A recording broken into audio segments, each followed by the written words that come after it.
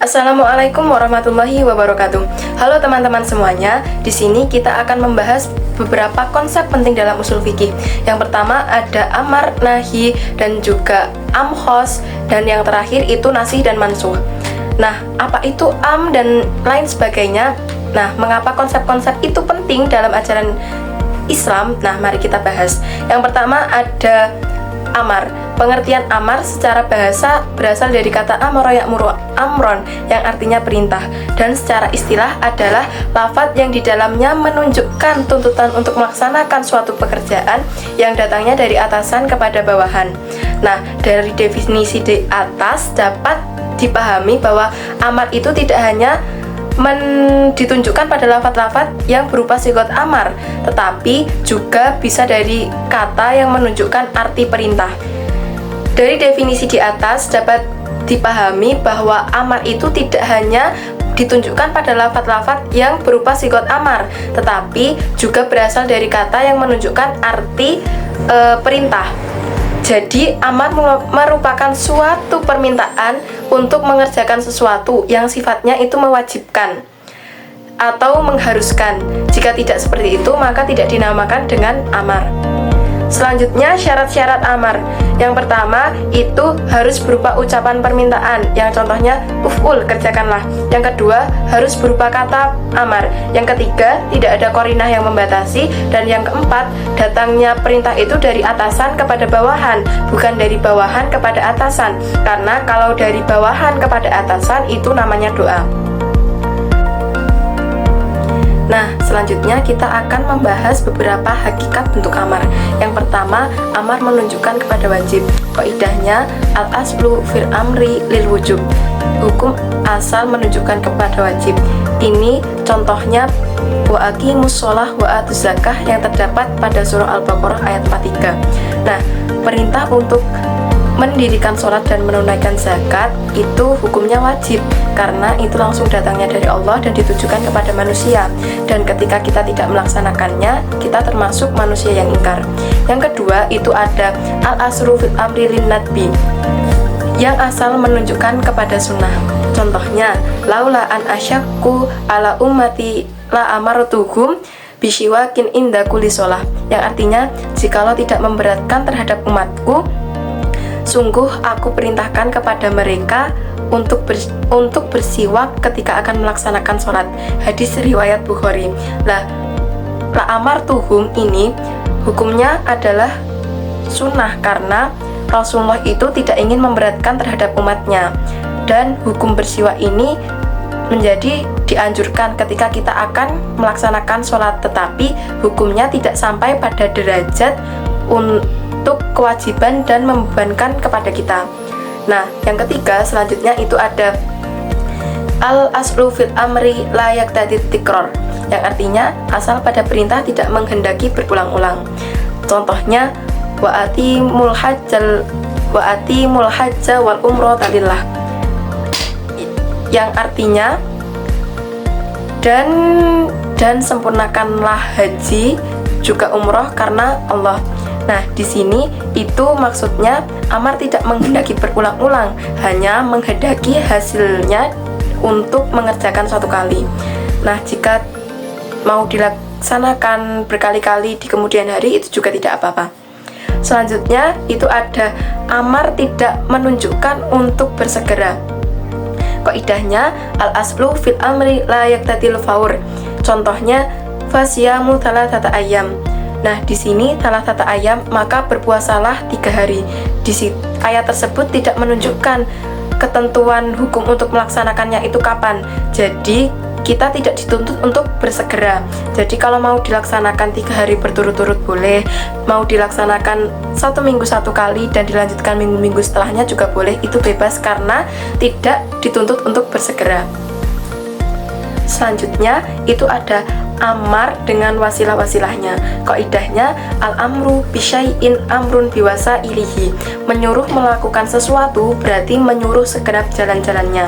Contohnya, ketika kita disuruh untuk mengerjakan sholat, maka segenap jalan-jalannya. Berarti sebelum melaksanakan sholat kita juga harus melaksanakan wudhu dan juga syarat-syarat yang harus dilakukan ketika kita akan melaksanakan sholat. Dan yang terakhir itu ada amar yang menunjukkan pada larangan. Qaidahnya al-amru bisyai'in nahyun an diddihi. Menyuruh dengan sesuatu berarti melarang dari lawannya. Contohnya, ketika kita disuruh beriman, maka kita juga tidak boleh kafir, karena lawan dari beriman itu adalah kafir. Selanjutnya kita akan membahas nahi. Apa itu nahi? Nahi secara bahasa itu berasal dari kata naha, yanha, nahyan yang artinya larangan. Dan secara istilah, nahi adalah meminta untuk meninggalkan suatu perbuatan kepada orang lain yang tingkatannya dengan menggunakan ucapan yang sifatnya mengharuskan. Selanjutnya ada bentuk-bentuk lafadz nahi. Ada kalanya kalimat larangan itu berbentuk yang pertama, fi'il mudhari yang diikuti la nahiyah. Contohnya di surah Al-Baqarah ayat 11, wa idza qila lakum la tufsidu fil ard, yang artinya janganlah kalian berbuat kerusakan di bumi. Nah, di sini la tufsidu, lanya itu termasuk la nahiyah yang diikuti fi'il mudhari. Fi'il mudhari adalah kata kerja yang menunjukkan suatu perbuatan yang sedang dilaksanakan atau yang akan datang. Contoh lainnya apa? Contoh lainnya la tadhab, yang artinya jangan pergi. Selanjutnya yang kedua itu ada perintah meninggalkan sesuatu, taraka syai', yakni contohnya di surah Al-Hajj ayat 30 yang bunyinya fajtanibu ar-rijsa minal authani wajtanibu qaulaz zura, yang artinya maka jauhilah berhala-berhala yang najis itu dan jauhilah perkara-perkara dusta. Nah, di sini jelas melarang kita untuk mendekati berhala-berhala yang najis dan juga kita disuruh untuk menjauhi perkataan-perkataan yang dusta. Contoh lainnya apa? Contoh lainnya itu ada di surah Al-Isra ayat 32 yang bunyinya wala taqrabuz zina innahu kana fahisyah, dan janganlah kalian mendekati zina, sesungguhnya itu merupakan suatu jalan yang buruk. Nah, di situ jelas menunjukkan bahwa kita itu dilarang untuk mendekati zina.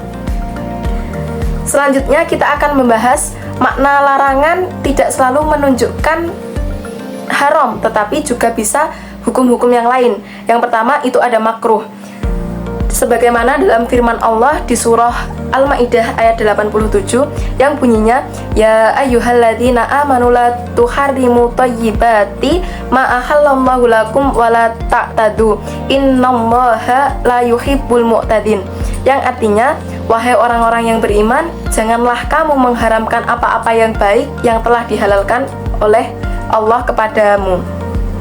Di sini menjelaskan bahwa la tuharrimu, janganlah mengharamkan. Di sini kita dilarang untuk mengharamkan apa-apa yang sudah diperbolehkan oleh Allah kepada kita. Maka di sini menjelaskan sesuatu yang makruh. Yang kedua itu ada irsyad, petunjuk atau bimbingan.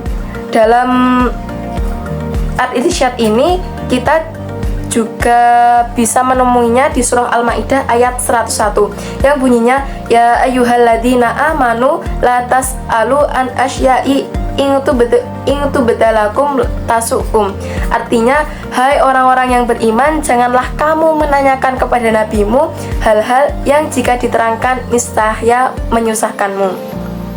Di sini jelas memberi petunjuk atau bimbingan. Kita itu tidak boleh menanyakan sesuatu yang apabila diterangkan oleh Rasulullah kepada kita itu akan memberatkan kita.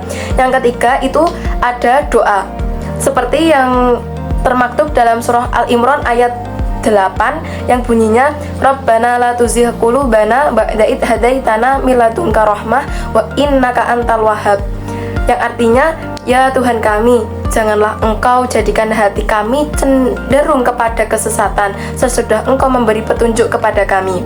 Di sini jelas bahwa menerangkan bahwa janganlah kita itu, larangan itu berbentuk doa, karena kita berharap hati kita itu dijauhkan dari kesesatan sesudah Allah memberi kita petunjuk. Yang keempat itu ada menghibur dan menyenangkan hati, tasyir, yang termaktub dalam surah At-Taubah ayat 40. La tahzan innallaha ma'ana, yang artinya janganlah engkau berduka, sesungguhnya Allah bersama kita. Nah, di sini jelas menerangkan bahwa kita itu nggak boleh bersedih karena Allah itu pasti akan selalu bersama kita. Jelas ayat ini bertujuan untuk menghibur dan menyenangkan hati kita. Yang kelima dan yang terakhir itu adalah menerangkan akibat. Di sini tertera dalam surah Ali Imran ayat 169 yang bunyinya wala tahsabannalladzi qutilu fi sabilillahi amwata bal ahyaun inda rabbihim yarzakun. Janganlah kamu mengira bahwa orang yang gugur di jalan Allah itu mati, tetapi mereka itu hidup dan dianugerahi rezeki di sisi Allah Subhanahu wa taala. Selanjutnya kita akan membahas beberapa bentuk-bentuk lafadz am. Yang pertama itu ada kullun dan jami'. Contohnya di surah Al-Imran ayat 185 yang bunyinya kullu nafsin dha'iqatul maut. Artinya tiap-tiap yang bernyawa pasti akan merasakan mati. Kullun itu merupakan lafadz yang umum. Selanjutnya contohnya yang jami' di surah Al-Baqarah ayat 29 yang bunyinya huwallazi khalaqalakum ma fil ardi jami'an. Artinya dialah Allah yang menjadikan untukmu segala yang ada di bumi secara keseluruhan. Jami'an ini merupakan lafadz yang umum karena Allah sudah menerangkan bahwa semua yang diciptakan Allah di bumi itu bisa dinikmati oleh kita. Selanjutnya yang kedua itu ada kata benda tunggal yang dimakrifatkan dengan alif lam. Contohnya di surah Al-Baqarah ayat 27 yang bunyinya wa ahallallahul bai'a wa harramar riba, yang artinya padahal Allah sudah menghalalkan jual beli dan mengharamkan riba. Di mana alif lamnya? Alif lamnya ini terletak di al-bai'a dan juga ar-riba. Selanjutnya ada macam-macam am. Yang pertama itu ada am yang tetap dalam keumumannya, al-am al-baqi ala umumi. Yang kedua ada al-am yang dimaksud khusus, yakni al-am ad-murad bihi al-khusus. Dan yang ketiga adalah am yang dikhususkan, al-am al-maksus. Pembahasan selanjutnya ialah mengenai khos. Khos merupakan lawan dari am. Kalau am tadi umum, khos itu khusus, di mana khos itu berasal dari kata khososo yang artinya mengkhususkan atau menentukan. Nah, secara istilah ini menurut Mustafa Said Al-Kin, beliau menyebutkan bahwa al-khos ialah suatu lafadz yang digunakan untuk menunjukkan suatu pengertian tertentu atau khusus yang secara langsung dapat dipahami, baik dari segi jenis dan macamnya maupun segi substansinya. Lalu kita akan membahas karakteristik lafadz khos dan macam-macamnya.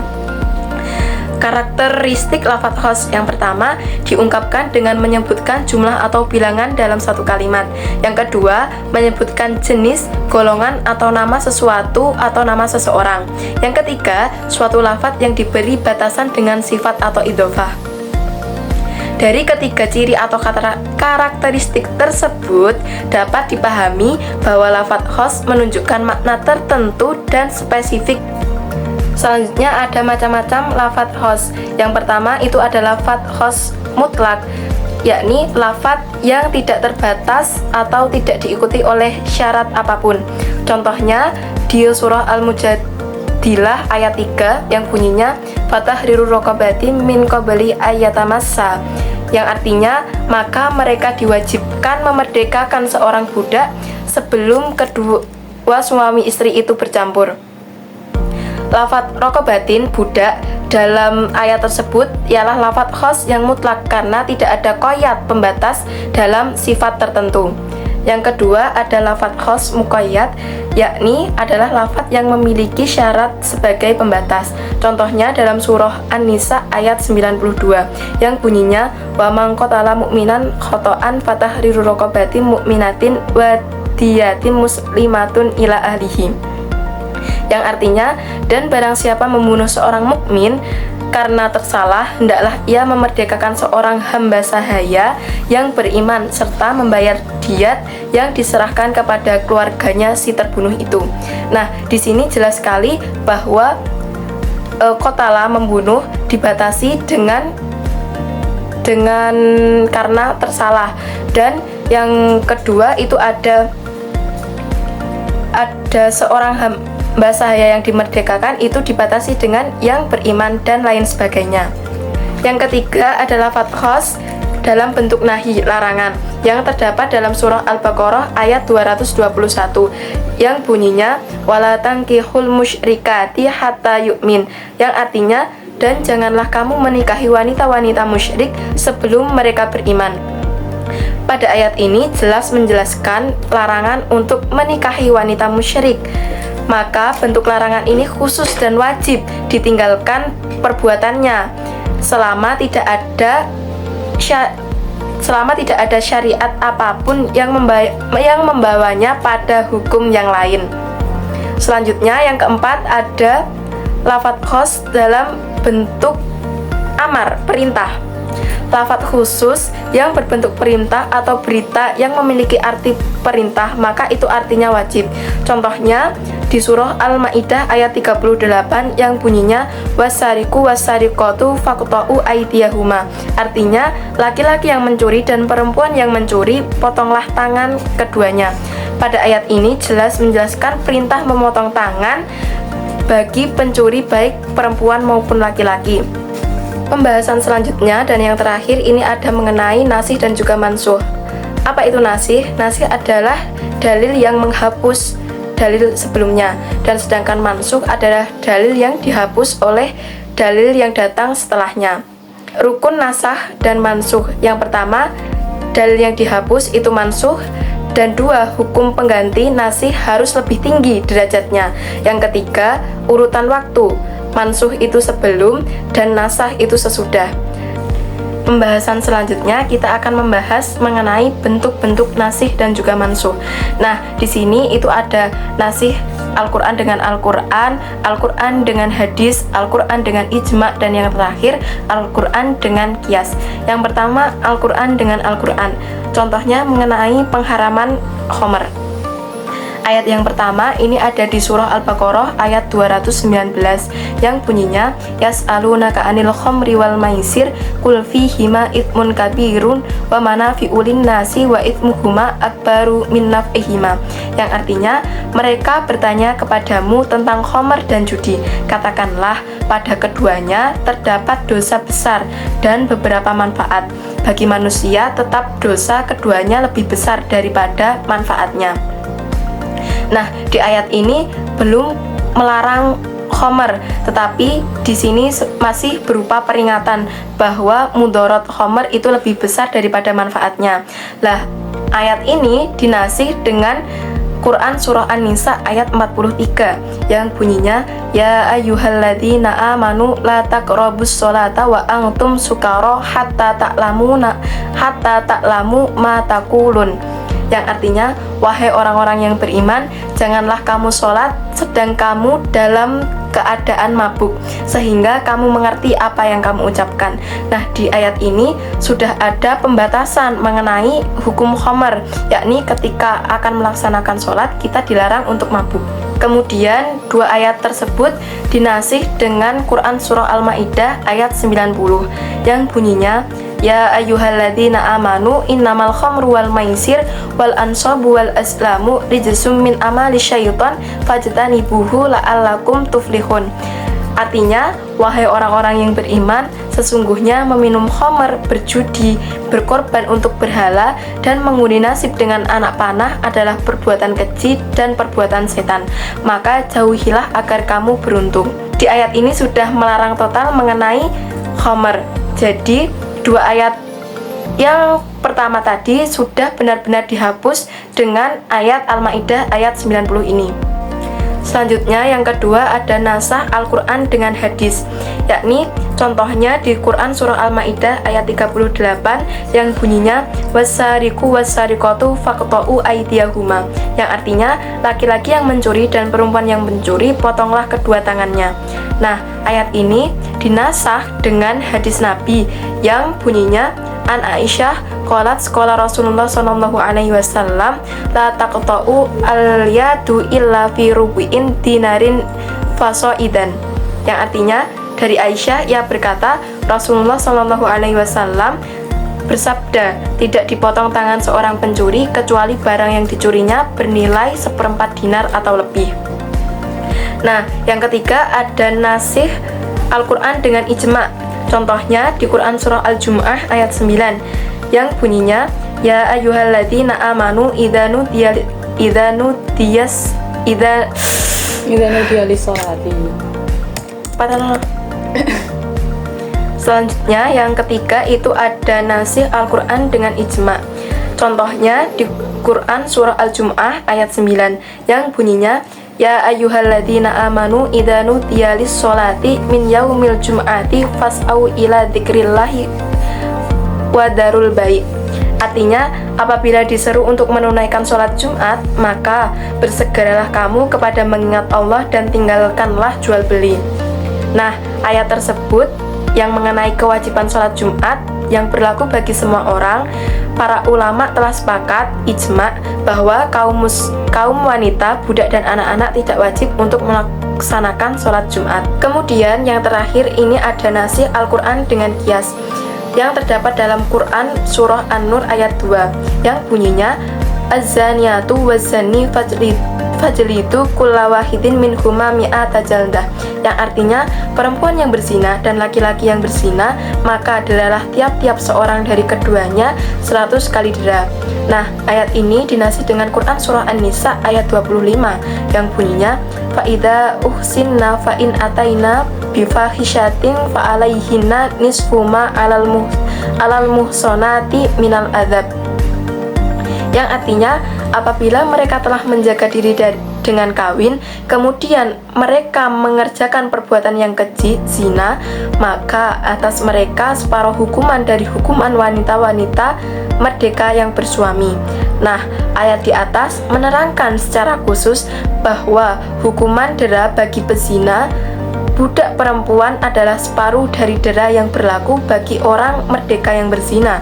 Kemudian, hukuman dera bagi budak laki-laki dikiaskan dengan hukuman bagi budak perempuan, yaitu 50 kali dera. Sekian materi yang dapat saya sampaikan mengenai usul fikih. Kurang dan lebihnya mohon maaf. Wassalamualaikum warahmatullahi wabarakatuh.